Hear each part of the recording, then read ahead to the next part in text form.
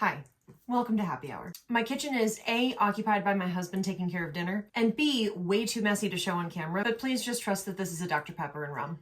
Doing absolutely everything it should be doing right now. Cheers! Let's talk reading slumps for a second.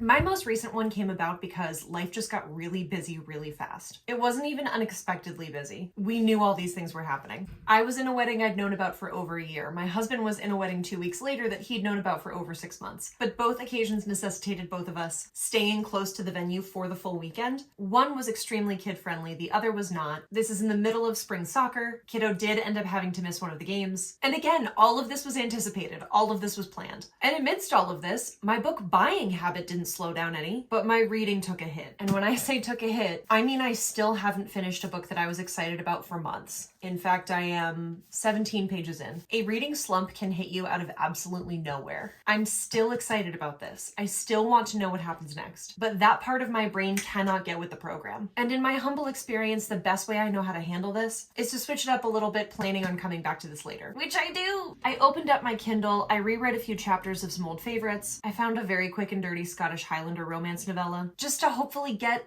something to attach. I'm now reading this very adorable book about a couple of lovely people with limb differences who have a one-night stand and then an unexpected pregnancy. Because I don't think my slump can handle a magic system right now. And I already know this magic system. And the frustrating thing about it is I still have a stack of titles I'm really looking forward to reading and can't wait to make a dent in. It is not an anxious feeling I have thinking about my TBR. I have no sense of impending dread over this. It is instead eager anticipation, and yet there's a block in my head that just cannot tackle that mountain. Now, in the meantime, my crochet skills have improved, because if you can't hyperfixate on a series, hyperfixate on a new hobby. Because that's exactly what I need, more things to do with my time. And I'm also painfully aware that dissertation research begins in earnest in just a couple of weeks. So not only is the summer filling up fast with social activities, I will also be devoting several hours of every day swan diving into Greek mythology research. Which, again, I am excited about. These are things I'm looking forward to. And maybe that will help. I have to read these pieces of research in order to support my argument and write my paper. Logic dictates get through as much of my reading for pleasure as I can in advance of this, but readerly side of Mary's brain doesn't know that. No, I don't recommend turning to drinking as a crutch.